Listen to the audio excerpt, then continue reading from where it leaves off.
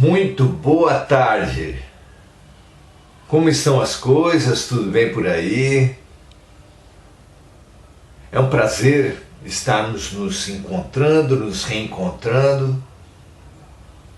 A amizade é uma das grandes forças, das grandes ferramentas do bem viver. O que quer que nos aconteça, se contarmos com amigos, vai ficar mais fácil, nós vamos ficar mais fortes e mais lúcidos. É essa força e essa lucidez que nós buscamos aqui, entre amigos. Muito obrigado pela presença, sejam todos muito bem-vindos. Vamos dar sequência hoje para os nossos estudos de nós mesmos no autoconhecimento, dos outros no conhecimento do ser humano, do todo no conhecimento do universo. Uma jornada inesquecível rumo ao bem viver, rumo à transformação, rumo à expansão da consciência. Muito bom. Temos visto no capítulo 9, que tem como título a intervenção dos espíritos no mundo material, uma série de perguntas interessantíssimas, as últimas delas sobre a transmissão dos bons pensamentos, e agora vamos pensar sobre a transmissão dos maus pensamentos. Os espíritos nos influenciam para sombras, para negatividade? Há quanto tempo a literatura, depois o cinema, as tradições, as religiões atestam as más influências espirituais, apresentam receitas de proteção espiritual para resistirmos a essas más influências? Se isso tudo acontece na arte, na religião, com tanta frequência, com tanta força, só pode ter um motivo: é um fato. A influência espiritual negativa é um fato da vida. E quanto mais estudarmos esse fato, quanto mais conhecermos esse fato, mais poderemos fazer frente, resistir,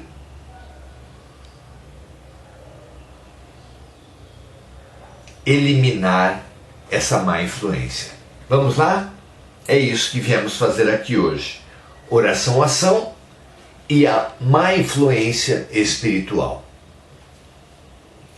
Muito bem, a primeira questão que estudaremos hoje é a 465, onde Kardec pergunta assim: com que objetivo os espíritos imperfeitos nos induzem ao mal? Por que um espírito imperfeito induz um espírito encarnado à prática do mal? A resposta dos espíritos é: com o objetivo de fazer os homens sofrerem como eles.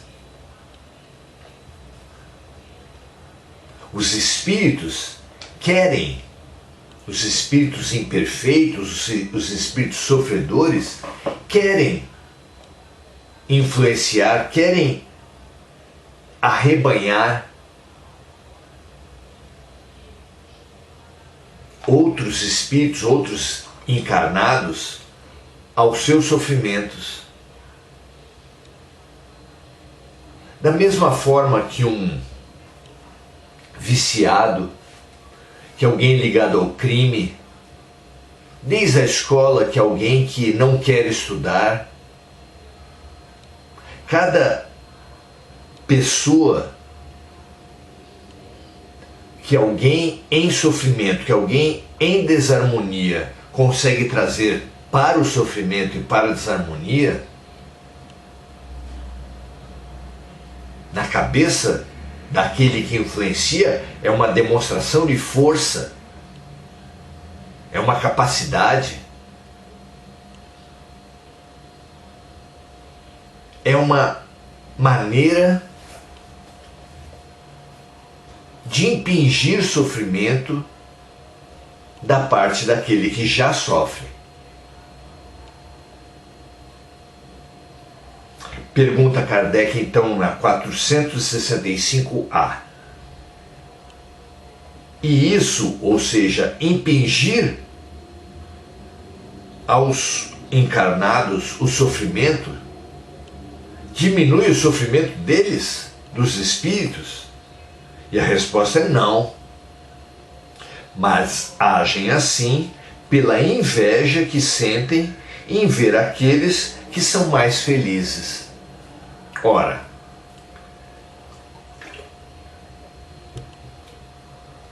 se sofremos e vemos outros em alegria, em plenitude, é como se fosse um atestado da nossa derrota, da nossa incapacidade. Ao passo que se os outros sofrem como nós, alimentamos uma ilusão da naturalização do sofrimento, uma ilusão de que somos vítimas, de que nada podemos fazer, que o sofrimento é inevitável. São uma série de conclusões doentias que a mente humana chega. Não é nada justo, nada bom que se pense assim. Apenas é preciso que nós entendamos os caminhos, os descaminhos que a mente humana atravessa. Não é? E precisamos porque não apenas para sabermos lidar com os obsessores desencarnados, para aprender a lidarmos com os obsessores encarnados, mas para nós mesmos nos prevenirmos de cumprirmos essa tão triste função. Porque sim, nós podemos cumprir esse triste papel do influenciador espiritual para as sombras, para o mal. E frequentemente fazemos isso. Entendendo como a mente chega a esse ponto, podemos nos prevenir, podemos nos conhecer e evitar que façamos o mal, fazendo o mal para os outros, façamos mal para nós mesmos. Fundamental esse conhecimento. Então a resposta dos amigos espirituais é que fazer o mal para um encarnado não diminui o sofrimento do espírito obsessor. Mas eles agem assim pela inveja que sentem em ver aqueles que são mais felizes que eles. Olha que triste isso, não é? Questão número 465b. Ainda uma derivação desse raciocínio. Kardec pergunta qual é a espécie de sofrimento que eles querem impor aos outros. E a resposta é os mesmos sofrimentos que sentem os espíritos inferiores que se afastam de Deus. Como dissemos, esse disseminar da dor naturaliza, lhes tira o peso, como que lhes tira a responsabilidade, como aquele que diz: eu estou mal, mas todos estão também. Então não tenho nenhuma responsabilidade sobre a situação que eu estou vivendo. O que é mentira, obviamente. Todo o mal, toda a dificuldade, a adversidade que chega até nós tem evidentemente a nossa participação, mas assumirmos a responsabilidade sobre isso é muito sofrido, especialmente para aquele que não quer se melhorar, de forma que a providência que ele resolve adotar, se não é ele se melhorar, ele sair da sintonia da dor, só pode ser trazer os outros para essa mesma sintonia.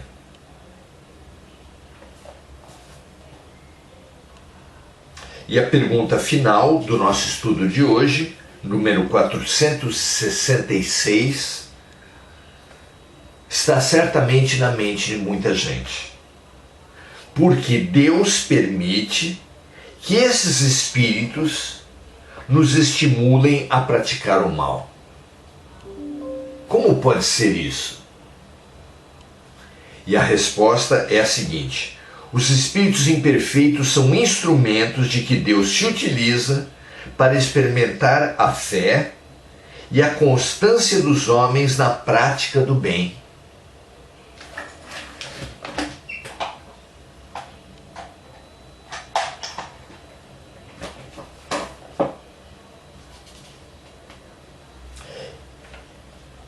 Então, Deus permite que os espíritos nos estimulem a praticar o mal, porque os espíritos imperfeitos são instrumentos de que Deus se utiliza para experimentar a fé e a constância dos homens na prática do mal. Continuam os espíritos na resposta. O espírito deve progredir rumo ao infinito, e é por isso que deve passar pelas provas do mal para chegar ao bem. É como a função dos aparelhos diagnósticos tão importantes para a cura. Passando pelas provas, ficam claras as nossas insuficiências, ficam claras as nossas desarmonias, de forma que, com essa clareza, torna-se mais efetivo, mais eficiente, mais pontual, mais precisa a ação da cura, como sempre ocorre quando acontecem os bons diagnósticos. Então, o inimigo, o obsessor, é um aparelho diagnóstico da vida que, bem compreendido, auxiliará muito a nossa cura.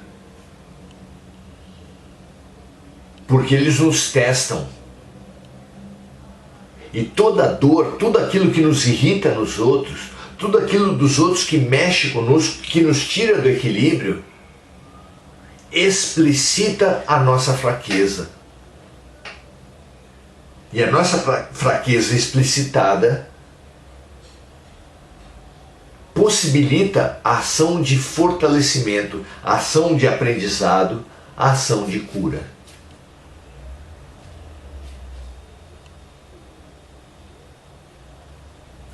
Nossa missão é a de ajudar os homens, continuam os espíritos, respondendo pelos espíritos de luz.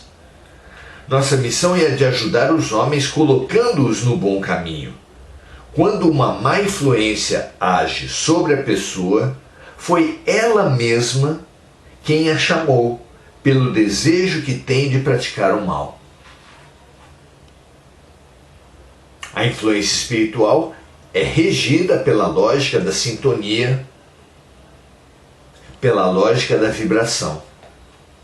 Se um espírito age sobre um homem encarnado, sobre um ser encarnado, essa influência, esse poder é dado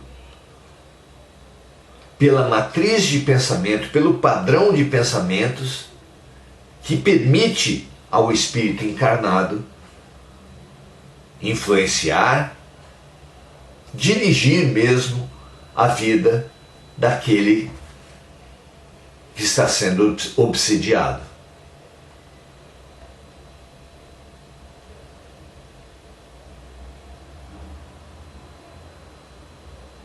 Os espíritos inferiores apenas conseguem influenciar aqueles que desejam fazer o mal, quando percebem neles a vontade de praticá-los.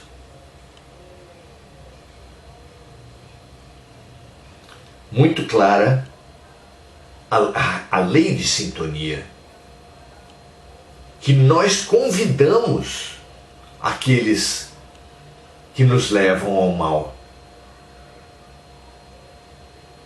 E continuam os espíritos a responder. Por exemplo, a pessoa que é inclinada ao homicídio terá sempre uma multidão de espíritos alimentando nela essa ideia. E assim a pessoa que é viciada em jogo, a pessoa que é obcecada pela comida, pela bebida, pelo sexo, pela violência, todos os tipos de tendências desarmônicas do ser humano atraem outras presenças desarmônicas espirituais. E por que Deus permite isso? Porque, assim como um aparelho diagnóstico exagera as doenças para facilitar o diagnóstico e para induzir a cura, Deus, no fabuloso hospital que é a criação, que é a Terra,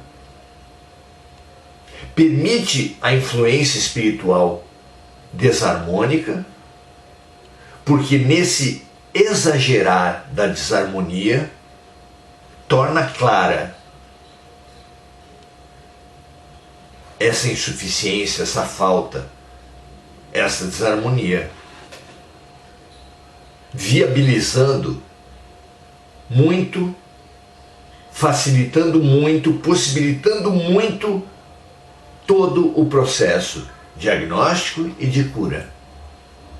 Veja se tem lógica para você.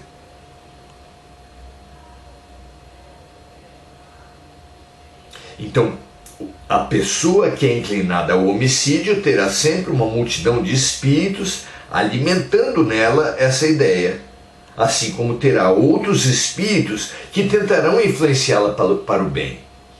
Dessa forma, o equilíbrio fica restabelecido e a responsabilidade da decisão será sempre daquele que praticar o ato. Nenhuma influência é determinante.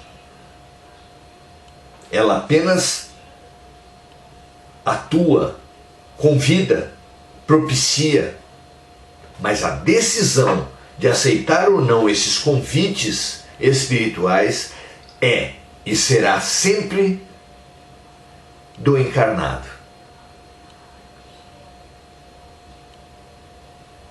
Comentário de Kardec a respeito dessas questões. É assim que Deus permite que a nossa consciência escolha o caminho que deseja seguir e dá a liberdade de ceder ou não às influências contrárias que exercem sua força sobre nós.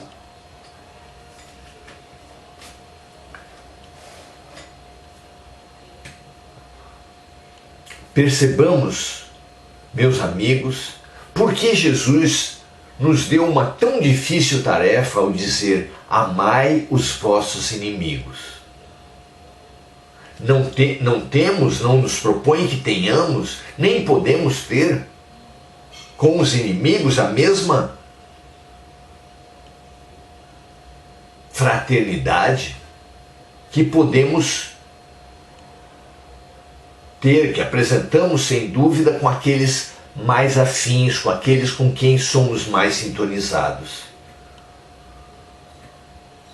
Não se trata de falsidade, de dar beijos, de convidar para convivência íntima. O que se trata aqui é da aproximação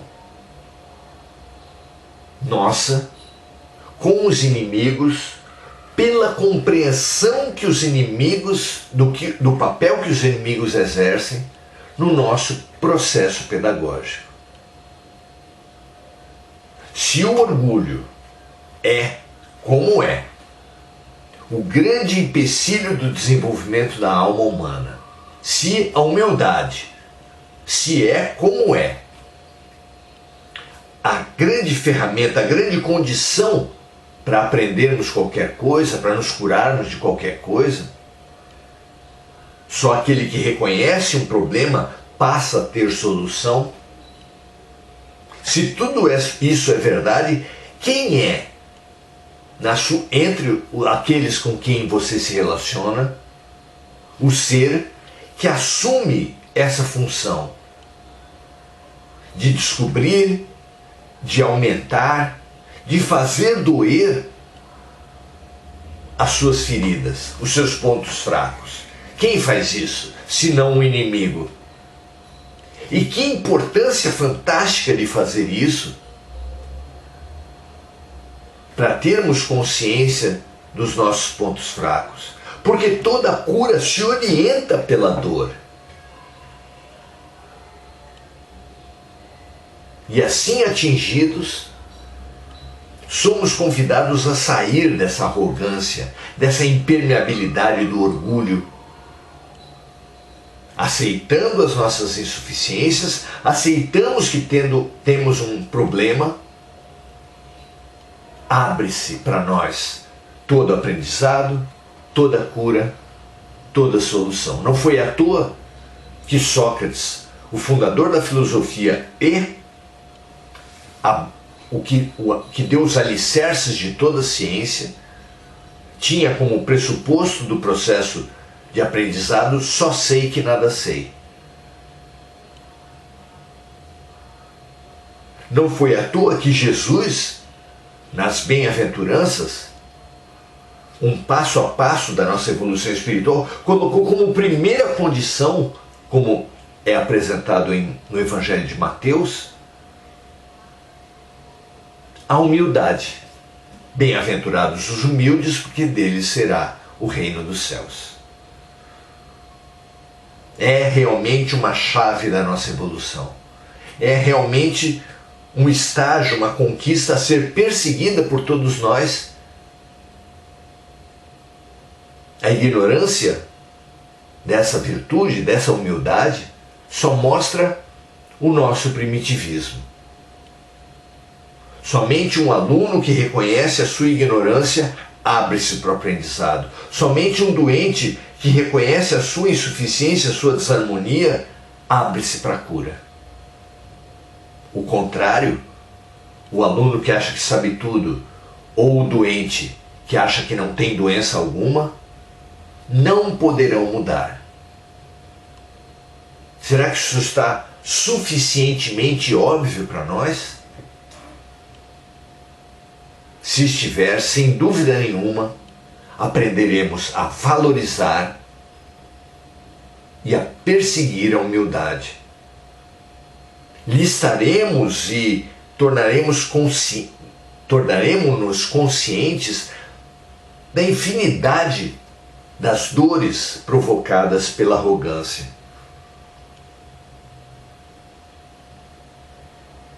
E nos abriremos lindamente à saúde e ao aprendizado que são prometidos por todos aqueles que forem humildes.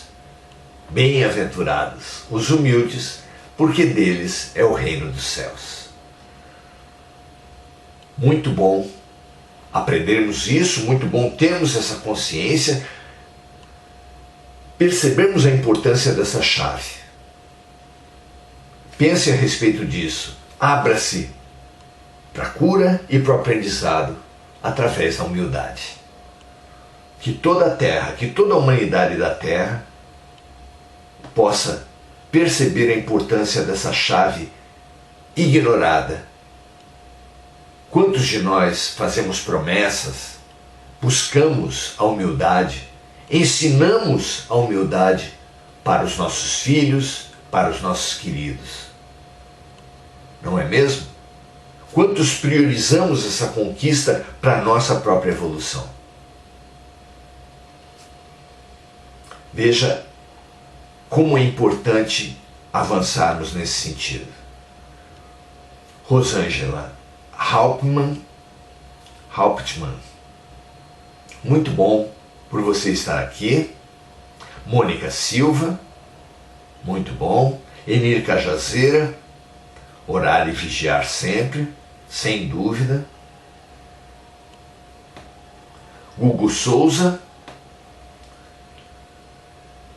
pedindo vibrações para um conhecido, para um amigo, que o Leandro Rogério Azevedo receba toda a luz que está sendo emitida do alto, passando por nós, derramando sobre toda a humanidade. Lídia Angeli, muito boa noite. Mari Pereira, Mônica Silva, vibrações pela paz mundial, é o que nós mais precisamos propiciar aos amigos de encarnação. Mônica Silva pedindo pelos irmãos desencarnados e pelos irmãos encarnados. Marco Aurélio Trindade.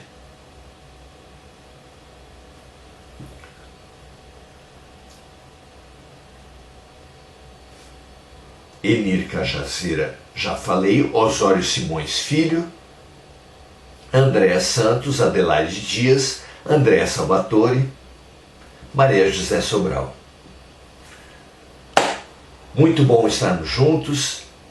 Alertemo-nos, avivemo-nos, acordemo-nos. Como Paulo, nas suas cartas, disse: acorda tu que dormes. Que assim seja para vocês e para mim. Graças a Deus e até amanhã. Quando continuaremos nesses estudos da influência sombria que os espíritos fazem sobre nós, para que possamos entender, nos defender e atuar em nosso benefício e em benefício inclusive desses espíritos que nos querem dominar. Preciosos ensinamentos. Venha conosco. Até amanhã.